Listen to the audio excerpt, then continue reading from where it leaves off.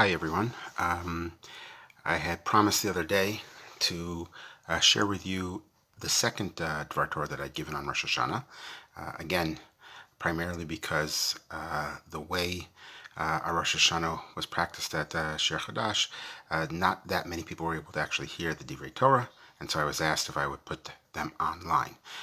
If you recall from the other day, or if you don't recall, it's the same question that I want to focus on today, which is basically, why don't we blow the shofar when Rosh Hashanah falls out on Shabbat? And you may recall the answer in the last of our Torah had to do with the concept of unity. By not blowing the shofar, we connect with people who are different than us. I'd like to now suggest an intrapersonal reason for not blowing the shofar on Shabbat, something that should hopefully inspire us as individuals. And it starts off with really a technical answer. If you recall, the answer we explored previously was based upon the rabbinic teaching that says perhaps one person who is not familiar with all the laws of Shabbat will carry the shofar on Shabbat when there's in a city without an Eruv, and therefore violate Shabbat. The Yerushalmi gives a totally different answer and says it's not a possible mistake that might take place, but rather it's actually in the very fabric of the psukim, the verses in the Torah that describe the mitzvah of blowing shofar. When the mitzvah to blow shofar appears in Vayikra, for example, it says a Shabbaton Zichron Chua, that it is a Shabbat, a day of rest, for the memory or the remembrance of the sounding, the blasting of the Chua, of the sound of the shofar. In Bamidbar, when this mitzvah to blow the shofar is repeated and Rosh Hashanah is repeated, it says that Rosh Hashanah is the 7th month, the first day, just as it says in Vayikra as well. And then it says, and it is a Yom Chua, a day of the blasting of the shofar. It doesn't mention anything about a zichron, a remembrance of that. So the Yerushalmi actually says something quite simple. And it's as follows. When Rosh Hashanah falls out on a Shabbaton, then it's a zichron chua. You only recall the chua. In our shul, we stopped for a moment on Shabbat, and we imagined what it would be like to hear the shofar. We maskirim, we recall it, but we don't blow it. And that seems to be the simple understanding of the Torah itself. It's a Shabbaton Zichron Chua. But the Yerushalmi continues, when it is a weekday, so then it's a Yom Chua. It's a day in which you actually blast the shofar. So nothing connected to someone might make a mistake and carry or anything like that. Nope, it's actually just simply what the mitzvah and the psukim themselves say. But I'd like to suggest that there's something deeper in what the Torah is trying to get at in making this statement. And to do that, I have to sort of ask another question based upon the Gemara in Rosh Hashanah. And the Gemara in Rosh Hashanah asks us another question. It points out that every type of horn, every type of animal, the horn of every animal is kosher for a shofar, with the exception of a parah, with the exception of a cow. And why is it not a cow permitted? And the Rav Chisda gives us an answer there in the Babylonian Talmud in Rosh Hashanah, and he says it's connected to the similar question regarding the Kohen Gadol, the high priest on Yom Kippur, when he would walk into the Holy of Holies, Kodesh Kodeshim, he would change his clothing. Previously, during the entire Yom Kippur service, he might have been wearing his gold vestments, which were very honorable and mechubad and quite beautiful, quite impressive. And he would take these off and he would change whenever he would go into the Kodesh Kodeshim and wear simple, plain, white linens. Why did he make that change? And so, Rav Chisda says he made that change because the category, the prosecutor, should not become the defender. What's the prosecutor? Who's the prosecutor? So when you wear the gold, it reminds God, says Rav Chisda, it reminds God of the great sin that Am Yisrael was engaged in. That's the sin of the golden calf, the Chet Egel, and the gold vestments will remind God of the golden calf, and therefore our great sin will be foremost amongst God's mind when we are asking for atonement on Yom Kippur. And of course, that's a terrible way to ask for forgiveness from God, but to remind God at that exact time of our sin, our great sin in the past. The Gemara then continues and raises a question. It says, wait a second. If it's true that the gold is so terrible, if it's true that the gold is such a terrible thing, well, why then does he wear the gold on the outside? That would be bad as well. And the answer is no. There's a difference between the inside the Kodesh HaKodeshim and in the outside world. And in the outside world, the gold is okay. It doesn't go more into depth in that regard, and it's something that we would have to explore further. So then someone comes along and says, wait a second. This must be the explanation of why a para, right? Why the horn of a cow is not a good shofar, because it's very similar to the gold. It's the other half of that equation, the golden calf. So if we were to blow shofar on Rosh Hashana, we would remind God of the sin as well. And so therefore the same principle would be that the prosecutor should not be the defender. We'd remind God of our sin. We don't want to remind God of our sin, so therefore we should not blow the shofar. If that's true though, so why not use this answer that was just used by the Gemara? Okay, the shofar is blown outside of the Kodesh HaKodeshim. So just as it's permissible to wear the gold investments outside of the Kodesh HaKodeshim, so shouldn't it be permissible, therefore, to also blow the shofar, even of a horn of a cow, outside of the Kodesh HaKodeshim? And then the Gemara gives a final answer. Says, no, it's a zichron, the zichron trua, the remembrance of this trua is different, and when you blow the shofar, because it's a zichron, it has the ability to transform the experience and transpose you to being inside the Kodesh HaKodeshim. It's as if you're blowing it inside the Holy of Holies, and therefore you're not allowed to blow it even outside. Okay, so that's the Gemara.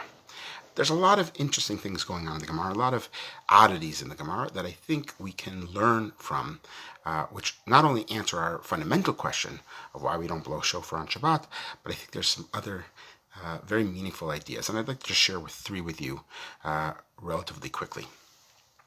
The first idea,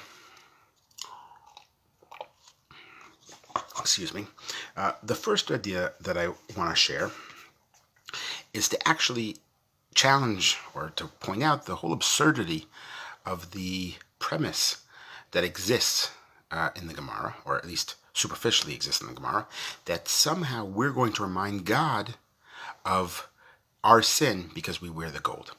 I remember the other day I was at home talking to my wife. I was at the door, just about to go out of the door, and I happened to be eating a peach, and I finished the peach and I had the pit, and I was just about to leave, and we were talking about something random, and I was just to walk at the door, and I said, I better just throw away the peach, and I walked across the room to the garbage can that was in the kitchen, and I threw the peach in the garbage can, and I saw that the garbage can was actually overflowing, but I didn't have time to take the garbage bag out, and so I sort of threw it in there and began to walk back to go out, at which point in time my wife said her eyes, my walking to the garbage can drew her attention, her eyes to the garbage can that were overflowing. She hadn't thought about it before, and she asked me if I would take out the garbage. And I realized I made a big mistake. If I had just walked out the door, she would have never asked. I would have never had to feel guilty by not taking it out. That would have been that. But I actually drew her attention to the garbage can and almost begged her out to ask me to take it out. She now saw an overflowing garbage can. So that's how humans work. We forget about things until our attention is sometimes drawn to them. But that's not how God works. We say on Rosh Hashana, Ein shechacha lifnei kisei kavod. There's no forgetfulness in front of God. God remembers everything and remembers everything equally.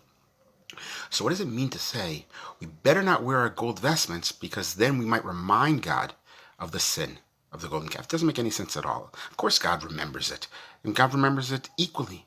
It's always at the forefront of God's mind, so to speak. It can't not be. So I think the answer has to be that what the Gemara really means to say is that it reminds us of the sin of the golden calf. It doesn't remind God. But we are influenced by the clothes we wear and the things we do. And it might remind us of a previous sin. And when the Kohen Gadol goes into the Holy of Holies, he can't be reminded of a sin. His job is too important at that point in time to think of himself as a sinner. He has to somehow feel pure. He wears the white to feel totally pure in front of God. Now, if I was a psychologist, I might talk about how there's a great sin in viewing oneself as a sinner and the psychological damages it can do and things along those lines. But I'm not a psychologist. And so I'd like to focus sort of on a practical element, a practical reason why it's important for us not to view ourselves as a sinner when we go into the Holy of Holies. We want to be most holy, when we want to be closest to God. As it were, you might think it's important for us to feel guilty, right? That's, to a certain extent, feels like what the theme of this season is. We should feel a little bit guilty about our actions. But the Gemara seems to suggest, no, when you get to the Holy of Holies, you have to somehow put it out of your mind and don't remind yourself. And the question is, why is that? So I came across a fascinating experiment.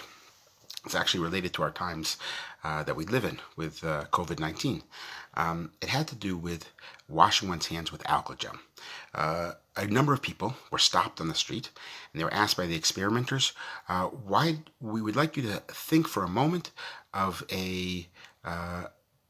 something immoral that you've done during the course of your life. And then with half the people, they would ask them to wash their hands with alcohol gel prior to telling that story. And the other half, they would not ask them to wash their hands with alcohol gel. And then they would ask, after they asked them to recall a action that they felt was immoral in their lifetime, they asked them how guilty you felt about it. And what was fascinating is that those who had washed their hands with alcohol gel felt less guilty about their immoral behavior, that somehow the physical act of washing their hands, of purifying their hands, enabled them to also feel less guilty and more pure about actions in their past. For me, however, the next step of the experiment is really the whole essence of it. They then asked each group of people, would they be willing to volunteer or give charity to a particular organization? And what was fascinating is those who had washed their hands with alcohol gel and felt less guilty about their behavior were significantly more likely to give charity and to volunteer for this organization. In other words, somehow feeling more pure wasn't a way around, wasn't a sign of being less a good person, that they weren't serious about their sins, but actually inspired them to become a better person, that the physical actually had an impact on the psychological, and the psychological then had an impact on the physical, right? They felt pure, they felt less guilty, which maybe we think is problematic, but the feeling less guilty then inspired them to behave in a more ethical, more profound, communal way. And I think that's perhaps what the Gemara is really getting after. That's what it wants from us. We have to wear our white garments, get rid of the gold, forget the sins, forget our sins.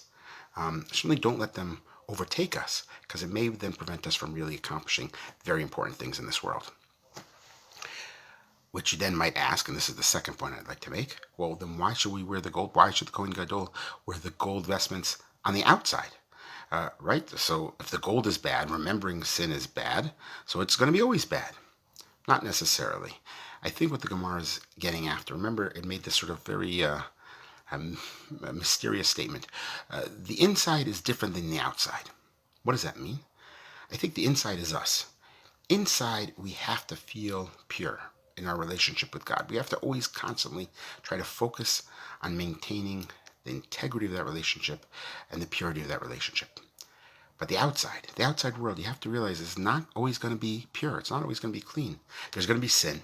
There's going to be disruptions. There's going to be challenges. There's going to be problems. And you're not always necessarily going to be able to control all of those things.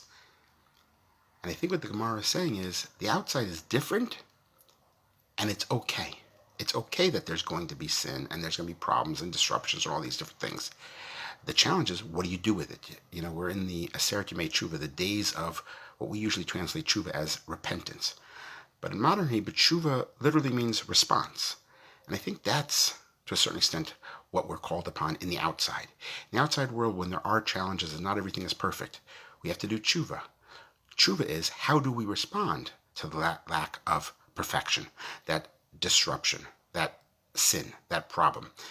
The Gemara says it's okay to wear the gold outside because that's the reality of the world, but you have to do tshuva when you have these problems. I'll just give you two quick examples of what I'm meaning. I was listening to a podcast by Tim Harford on a variety of challenges that have come across people, and he offered, I think, two fascinating stories that are very relevant for us now living in times of Corona. The first one, the experiment was, experimenters took a group of high school students, and with one group, whatever they were learning, their books, their handouts, would have the normal fonts, right? Times New Roman, Arial, fonts that are easy to read.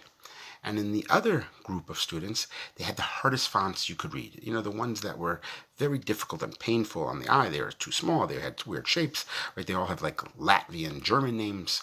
And everything that they had to read that whole year was with the more difficult fonts. And it was much harder for them to read it. And it took much longer for them to read their assignments and complete their assignments. And it was a much greater challenge for them. What was surprising is at the end of the year, when they looked at the grades of everyone, and what was accomplished, those who had the more difficult fonts did far better, and they improved much more significantly than those who had the regular fonts. And what was the reason why? Well, part of it is that when they would read them, it was actually hard to read, and they had to they went much slower, but they also concentrated. They also had to focus. They had to stay aware as they were reading it. They got out of rote and habit. Sometimes we read things so fast, perhaps it doesn't sink in. So when you slow down, you're able to focus more and concentrate more on what is taking place. That disruption was not a negative, but was actually a positive. And I think that's perhaps something that's potential for all of us during this Corona time. Here in Israel, we of course are also experiencing a closure, and we're getting ready for a more serious lockdown. And on one hand, it's a terrible thing. It's stopping us. And so many of the things that we want to do, we're now not allowed to do. But the slowness that's taking place in this lockdown, and the slowness is really taking place this entire year, allows us to look at certain aspects of our lives much more deeply and with a greater focus because it is so much slower. We're able to look at our relationships with our families perhaps differently. Normally we're running out. Now we're stuck with our families, and we learn about them. We learn about our children, things that perhaps we didn't know, and we learn more about their personalities. Perhaps we get to know our neighbors and maybe rely on our neighbors or maybe help out our neighbors much more significantly than we would otherwise because we just didn't have the time. I think that's also organizationally speaking. Our shul, our synagogue is much smaller during Corona than it was previously. And so we aren't having this great amount of growth, but we're, I think, understanding we're sort of growing internally, getting to know people in a more deep way, what's really works and what speaks to people. So that's one benefit, I think, of having disruptions in our lives and tshuva, responding to them in a positive way. And the second example that Tim Harford gives is he gives a natural experiment that took place in London. In 2014, there was a subway strike.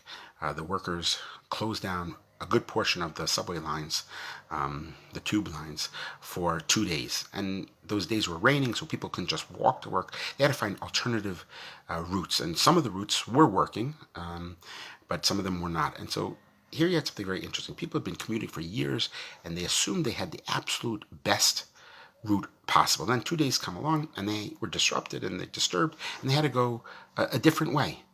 And once the strike ended, of course, most people returned to their previous ways. But there was a significant minority of people who continued with their new commute. In other words, they thought they were doing their commute the right way all the time for years. And then they weren't allowed to do their regular commute. And so therefore they had to find a different route.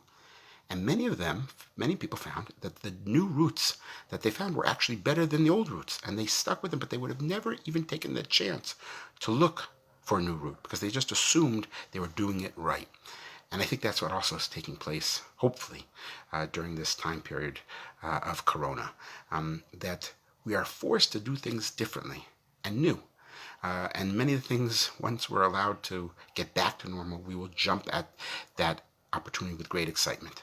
But there are some things that we're going to hopefully keep as a result of this. And we're going to try new things now that we wouldn't otherwise do. And hopefully then when we come out of it, we come out as changed people as a result. And there too is, I think, symbolic of the gold of the Kohen, that it's okay to hold on to some of the problems and challenges in this world because they actually might help us out in a significant way. The last point I want to make connects these two to a certain extent. Right, the first point says we need to do something important in this world, and so we have to feel a certain sense of purity. The Gemara concludes with something very fascinating. The Gemara concludes and says, why should the horn of a cow, when it's on the outside, why can't we then blow it? Just as the same way we were the gold on the outside. It says, well, the shofar is different. The shofar, because it's a zichron, it moves you to as if you're the inside. You're inside the Kodesh Kodeshim when you hear that sound. And there's something quite beautiful, certainly in Rosh Hashana, when you hear the shofar, when you eventually hear the shofar, there's something quite beautiful because it suggests we actually should envision ourselves as being inside the Holy of Holies when that blast is taking place. But it's also making a bigger point, that the shofar allows us to transcend time and space. We can be anywhere we want. It's in our imagination. We can envision great things as a result. We're not bound by our specific place, our specific genes, our specific background. We're not bound by fate. We can actually break through and create our own destiny. That's what the shofar is saying. When we've heard the shofar in the past, the shofar is symbolic of being at Har Sinai and the giving of the Torah. It's symbolic of when the slaves were freed. The shofar was blown in the Yovel year. The shofar was blown in so many different instances of great import. The shofar will be blown when the Mashiach, the Messiah, arrives. It will herald him in. It blows as a way of coronating God. Every time the shofar has been blown in the past, it had great significance. And when we hear it on Rosh Hashana, it's meant to remind us that we have great significance as well, and that we should hear that shofar and transcend and go to places that we need to go. We have to have a certain audacity in our desires and our goals. One of the great sins, I think, that all of us engage in throughout the course of the year is we become satisfied. We become satisfied with who we have become, and we're willing to make slight changes. But we should have grand visions, and the shofar reminds us that sound that we have to remind ourselves of great visions we once had, and to try once again to tackle them. Even if we fail, we have to once again try to at least envision spectacular results, spectacular goals, and pursue them, that they're possible, that we're not bound by the limitations of, as I said before, our genes, our background, and all these other ideas. There's a beautiful teaching about Avraham Avinu, that when Avraham went out, God takes him out and says, count the stars if you can count them. It's almost a challenge. Can you count stars? And I think what's taking place there, and there's a rabbinic teaching that suggests the same idea, is that it was specifically God wanted Avram to look at the stars, because the stars in the ancient world, certainly in many places today as well, the stars represent the mazalot, the constellations. And there was a belief that the stars influenced who you are. They were symbolic of your destiny. If you were born under a certain star, right, that's who you were going to become. And God takes him out to the stars and says, can you count them or can you not count them? You see, if you can count them, you're limiting them. And you're saying that there's limitations in this world, and the limitations are that you are bound by the mazalot, the constellations. You are bound by the physical. You are bound by nature. Avram, that's one option for you. The other option, however, is, can you not count them? Can you not limit them? Do you believe that you are not bound by the stars? Or you believe that you're not bound by nature? Can you go beyond that? And Avram, if you cannot count them, then you understand what being a human being is all about, being created in the image of God is all about, that there are no limitations on your potential. When we say it unatan tokef. We recite the three things that save us, right? There's doing tzedakah. I spoke about that in the last Torah. There's tefillah, and of course there's tshuva. The Gemara, however, suggests two other ideas that we should engage in as well. We should change our name, and we should change our place. We should move from our places. And then it gives two examples of that type of activity on Rosh Hashanah. It says Avraham actually changed his place. The Torah says, Lech lecha me'artzecha, leave your land. And then God enables him to become a great nation, the father of many nations. That's the continuation. And this is the Gemara. And then the other case is the changing of a name. And we have the same thing with Sarai. Sarai's name is changed to Sarah. And then God says, and now you will have a child. Now you will create something new. And I think there's great symbolism in those two additions, which is to say, we can become a totally new person. When you do tshuva, right, you become a new person. And in becoming a new person, we can return to having great new dreams. And when you do that, and you become the new person, and you make these changes, so then great things result, as we see with Avram, as we see with Sarah. And that, I think, is the call of the shofar when we hear it. And of course, when we don't hear it, the zichron also has the same impact, because it reminds us that we can accomplish and go really anywhere once you're engaged in the world of zichron. Okay, thanks so much for joining me, and hopefully I will see you in shul on Yom Kippur. And if I don't, I will try to get the Yom Kippur drashot up as well.